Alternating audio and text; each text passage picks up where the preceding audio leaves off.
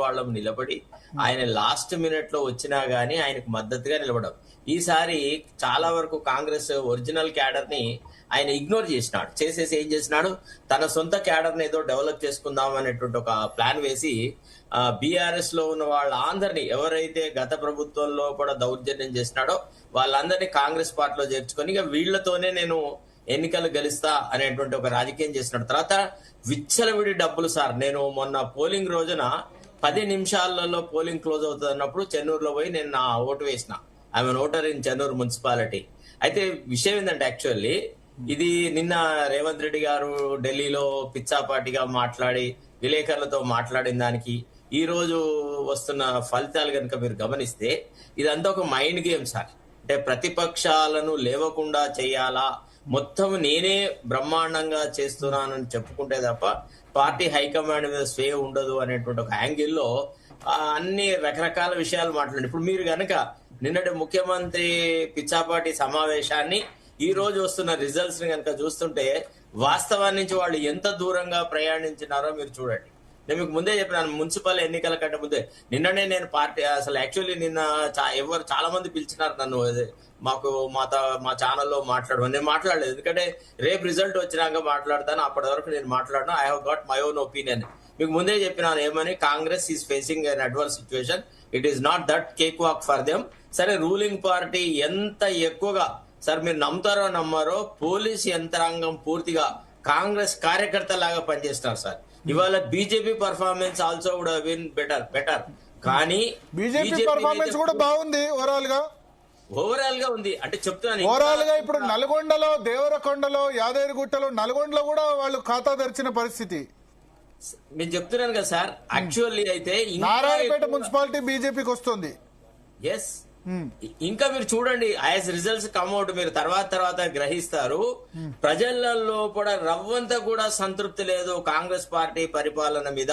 ఇది కేవలం Revanth Reddy party high command కు చెప్పుకునే గొప్ప విషయమే తప్ప మీరు ఆన్ గ్రౌండ్, ఎందుకంటే ప్రజలు నిత్య నూతనంగా అడుగుతున్న ప్రశ్న మా రైతు బంధు ఏది. అందుకే సార్ ఎలక్షన్స్ కంటే, ఓటింగ్ కంటే ఒక రోజు ముందు నుంచి ఒక పుకార్లు తీస్తున్నారు సోషల్ మీడియాలో, ఇక రేపే వేస్తున్నారు డబ్బులు, ఎల్లుండే వేస్తున్నారు అని చెప్పేసి. ఈవెన్ పోలింగ్ రోజున కూడా మొన్న 11వ తారీఖు నాడు కూడా మీకు సోషల్ మీడియా అంతా ప్రచారం చేస్తున్నారు. అయిపోయింది, కథం. 9,000 కోట్ల రూపాయలు జమ అయినాయి, రెడీ ఉన్నాయి. ఇప్పుడు ఏ రాత్రి వరకైనా వేయొచ్చు అని కాంగ్రెస్ చెంచా సోషల్ మీడియాస్లలో ప్రచారం చేస్తున్నారు. అయినా సరే ప్రజలు ఎంత స్కెప్టికల్ గా ఉండాలో అంత స్కెప్టికల్ గా ఉన్నారు. రేవంత్ రెడ్డికి ప్రజల పట్ల ఉన్న నిబద్ధత మీద ప్రజలకు ఇంకా డౌట్ ఉంది.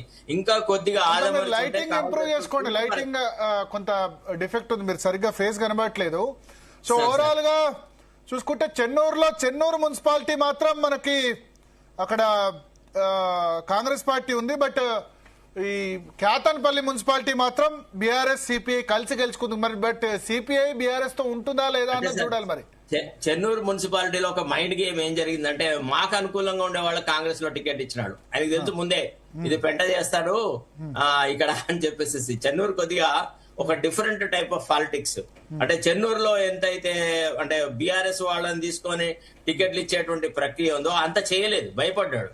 చెన్నూరులో చేస్తే కొద్దిగా అది మొదటి నుంచి రాజకీయంగా బాగా చురుకైన ప్రదేశము, ఆయనను ఎట్లా చేయడాలో అట్లా చేస్తారన్న ఉద్దేశంతో ఏం చేసినాడంటే మాకు సంబంధించిన వాళ్ళకే టికెట్లు ఇచ్చారు. సో దట్ మేము డైరెక్ట్ గా పోయి నెగటివ్ గా మంత్రికి వ్యతిరేకంగా ప్రచారం చేయకుండా. కాబట్టి ఈసారి ఎన్నికల ప్రచారం నుంచి కొంత దూరంగా ఉండాల్సి వచ్చింది. ఎందుకంటే ఎవరు గెలిచినా మన వాళ్ళే, అంత మన వాళ్ళే అన్నట్టుగా చూసినాం. ఇదే పరిస్థితి రేపు ఎమ్మెల్యే ఎలక్షన్స్ కు ఉండదు.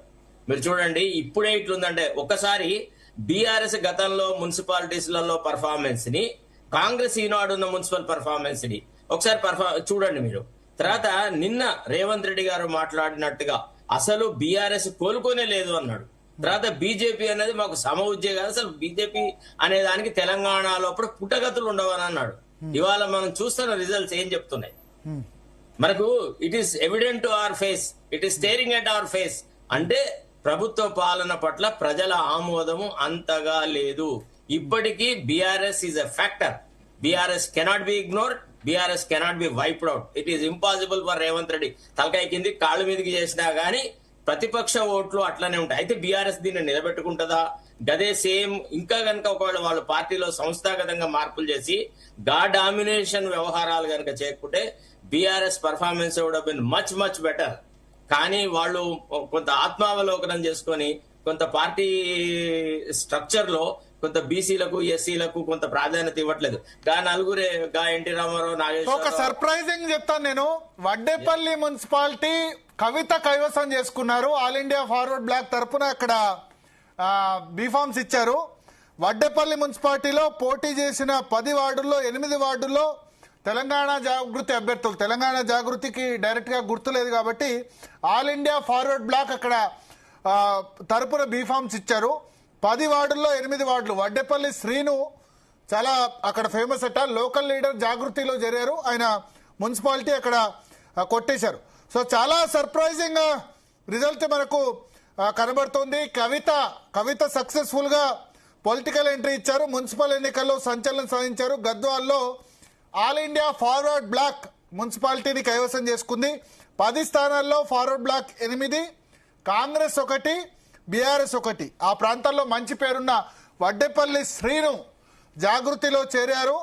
సో కవిత పొలిటికల్ ఎంట్రీలో మొదటి విజయంగా మనం చెప్పాల్సి ఉంటుంది. 10 వార్డులకు గాను 8 వార్డులు అక్కడ కైవసం చేసుకుంది. సో ఓవరాల్ గా ఇది ఇప్పటివరకున్న అప్డేట్స్ దీనికి సంబంధించి. సత్యవతి రాథోడ్ ప్రస్తుతం మనతో పాటు జాయిన్ అవుతున్నారు, మాజీ మంత్రి. ఎస్ సత్యవతి రాథోడ్ గారు, ఎట్లా ఉంది మహబూబాద్ లో, ఎట్లా ఉంది డోర్నకల్ లో, ఎట్లా ఉంది? నేను ఇప్పటివరకు ఉన్న మహబూబాద్ చదివి వినిపిస్తాను. మహబూబాద్ లో ఇప్పటివరకు 2 బీఆర్ఎస్ 1 ఇండిపెండెంట్. మీ దగ్గర అప్డేట్ ఏమైనా ఉందా మహబూబాద్ మున్సిపాలిటీలో? అంటే మహబూబాద్ లో 5 బీఆర్ఎస్ వచ్చినాయి, ఇంకో 5 లీడ్ ఉంది. ఒకటి సిపిఐ వచ్చింది, ఒక ఇండిపెండెంట్ వచ్చింది. అంటే గెలిచినవి కూడా మంచి మెజారిటీ. 5 బీఆర్ఎస్ గెలిచింది. కాంగ్రెస్ ఎన్ని గెలిచింది? కాంగ్రెస్ ఇంకా 2-3 లీడ్లు ఉన్నాయన్నారు కానీ అవి అనౌన్స్ కాలేదు. ఓకే, అంటే మహబూబాద్ మున్సిపాలిటీ బీఆర్ఎస్ కే వస్తుందా? అవునన్న, హోప్స్ తోనే ఉన్నాము. అలాగే కే సముద్రం ఈక్వల్ గా వచ్చాము. సముద్రం 8 బీఆర్ఎస్ 8 కాంగ్రెస్. అవును. ఓకే, సో మహబూబాద్ మున్సిపాలిటీ మీకు ఎన్ని వచ్చే అవకాశం ఉంది? టోటల్ 36 ఉన్నాయి. 36లో మీకు ఎన్ని వచ్చే అవకాశం ఉంది? కాంగ్రెస్ కి ఎన్ని వచ్చే అవకాశం ఉంది ఇప్పుడున్న పరిస్థితిలో? మాకు అంటే 20 పైగా వస్తాయని అనుకుంటున్నాను నేను. 20 అంటే కంఫర్టబుల్ గా ఎక్స్ ఆఫీషియల్ మెంబర్స్ ఎవరు వచ్చినా సరే మీరే మున్సిపాలిటీ కైవసం చేసుకుంటారు. అవును, ఇప్పుడు ఈ ఫలితాలు చూస్తుంటే 20 సీట్లు మేము గెలవబోతున్నామని అనిపిస్తుంది. కే సముద్రం 8 అక్కడ ఎక్స్ అఫీషియల్. కే సముద్రం కూడా మహబూబాద్ కాబట్టి ex official member Mahabubabad MLA Murali Naik కాబట్టి అది వాళ్ళకే పోతుంది, కాంగ్రెస్ పార్టీకే. అంటే మాకు కూడా ఎక్స్ అఫీషియల్ మెంబర్స్ ఉన్నారు. అక్కడ నుంచి వదిరాజు రవిచంద్ర ఉన్నాడు. అలాగే మాకు 4 రాజ్యసభ ఉన్నారు, 18 మంది ఎమ్మెల్సీలు ఉన్నారు. అంటే మేము ఎక్కడ మాకు నీడ్ ఉంటే అక్కడ ఉపయోగించుకుంటాం. సో కే సముద్రం రూల్డ్ అవుట్ ఏం కాదు, అక్కడ కూడా మీకు వచ్చే ఛాన్స్ ఉంది తప్పకుండా. డోర్నకల్ లో 11 కాంగ్రెస్, 4 బీఆర్ఎస్. అవును, డోర్నకల్ మరిపేడ కాంగ్రెస్ కు పోయినాయి. Maripeda 9 Congress, 5 BRS, 1 independent. Thorrur 7 Congress, 9 BRS. అవును, తొర్రూరు పాలకుర్తి కిందికా లేకపోతే పాలకుర్తి తొర్రూరు పాలకుర్తిలో. సో ఎర్రబెల్లి దయాకర్ రావు గెలిపించారు. డోర్నకల్ మీరు రెడ్డి నాయక్ ఇద్దరు ఎవరు బీఫామ్స్ మీరు ఇచ్చారా రెడ్డి నాయక్ గారు ఇచ్చారు? రెడ్డి నాయక్ గారు ఇచ్చారు మొత్తం. ఓకే, మీరు ఓవరాల్ గా మహబూబాద్ పార్లమెంట్ మొత్తం చూసుకున్నారా? అన్ని చోట్ల ప్రచారం చేశారు? నేను ఇక్కడ నేను ములుగులో నన్ను అంటే సమన్వయకర్తగా వేశారు. ఓకే, సో అంటే పర్లేదు. మహబూబాద్ లో మంచి రిజల్టే బీఆర్ఎస్ కి మహబూబాద్ జిల్లాలో. మహబూబాద్ జిల్లాతో పాటు అంటే మా ఉమ్మడి వరంగల్ జిల్లాలో అంటే ఓడిపోయిన తక్కువతో ఓడిపోవటం, గెలిచిన మంచి గెలవటం, ఎక్కడికక్కడ మా కార్యకర్తలు రాజీ లేని పోరాటం చేయటం, బీఆర్ఎస్ పార్టీకి మేము ఉన్నామనే ఒక నమ్మకాన్ని విశ్వాసాన్ని కలిగించే విధంగా. అంటే ఒకటేమో అధికార పార్టీ, వాళ్ళకి అన్ని రకాల అడ్వాంటేజెస్ ఉండడం, ఆర్థిక